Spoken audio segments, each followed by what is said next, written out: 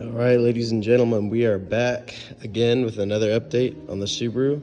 So, made a good amount of progress on all the wiring. I've got all the wiring for my, let me get this out of the way, for my ignition coils. Here are the two. This one goes to this side, this one goes to the other side. Routed it behind the intercooler, through here, down into there. Hopefully you can see it. But next up, the last thing I got to do for the ignition coils, I've got this relay here. I explained it in the previous video, but pretty much I'm going to split this into 4 to get all my constant powers, and then I need to find ignition power within this box to tap into, so then I can get this whenever I turn the key on. She'll be ready. So got that took a while just because it was lots of measuring, stuff like that. These are going to be the wires that feed power to all 4 of the cylinders. Like I said, these are the signals from the ECU. I'm going to check these before with the oscilloscope to make sure that it's getting the proper signal to fire these. So anywho, so like I said, got all this run. Gonna zip tie it down, made it look half decent. Tried to clean this up a little bit just by wrapping it with the felt tape. I really like the felt tape because it just cleans everything up, makes everything look nice. But second off, I made a splitter for the can lines, and I've got these ready to run the can line, or run the power for the can system through. I checked these out and they do have power. This is power ground. So basically what I'm waiting on right now is an inline fuse. So whenever I fuse this in, I don't have to worry about it popping some random fuse within wherever this goes. So that should be coming in tomorrow. So once we get that, I'll put her on. And then, like I said, I've got to still put a connector on here. For some reason, I lost a bunch of my terminals. I have no clue where they went. So regardless of that, I've got more coming in with more of these 4-pin connectors here.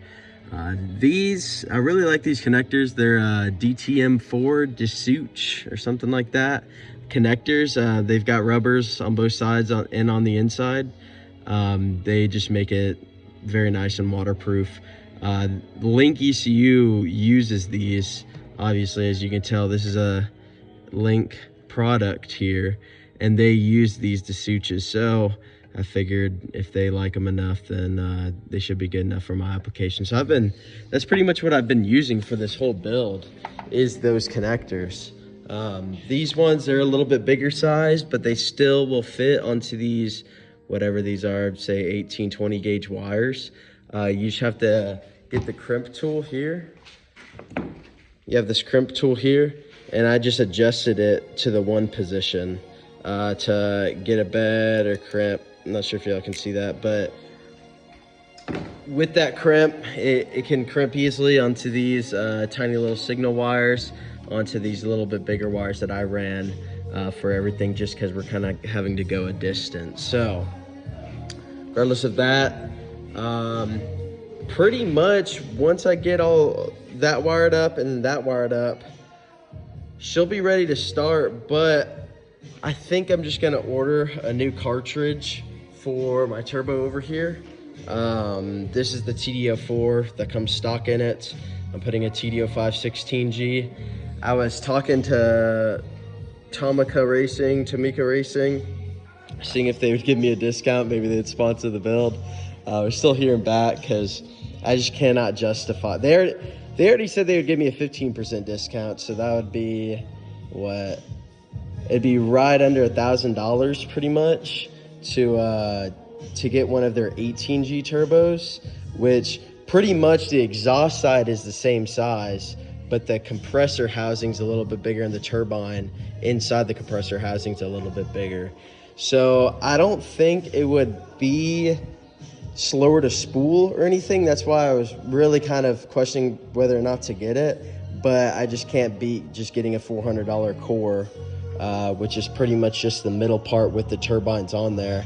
I can't justify it, you know, whenever it's just $400. So still thinking about that. Maybe if they give me a super fat discount for some reason, maybe they really like the Subaru, maybe they'll help me out. But other than that, that's pretty much what I've been up to. I'm gonna try to work a little bit more tomorrow on her, get the rest of this wiring done possibly once some of those connectors come in. And I also got some bigger butt connectors here, non-insulated butt connectors.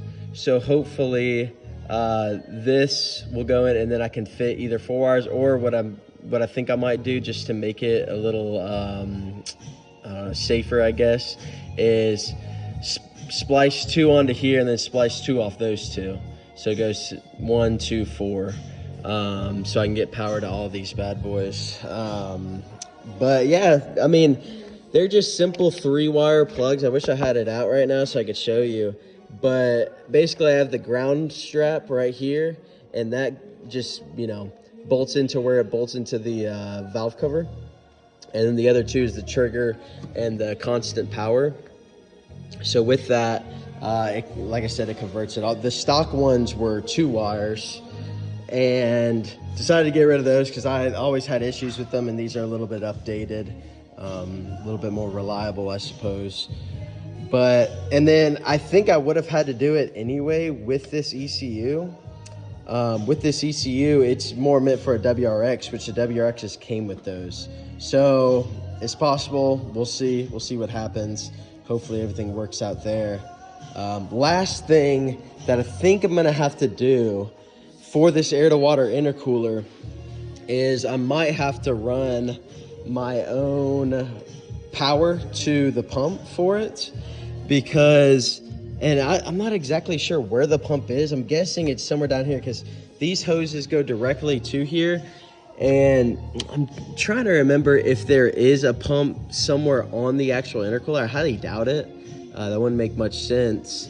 But regardless, I think I'm gonna have to put a bigger, not a bigger pump. I'm kind of thinking of putting a bigger pump, but run another relay to give it direct power, because I do not believe that my ECU is going to turn it on. Whenever I was kind of doing some research on swapping these things, that was something that came up. So, and if I do that, I'm kind of thinking of running a bigger heat exchange too, which is right here.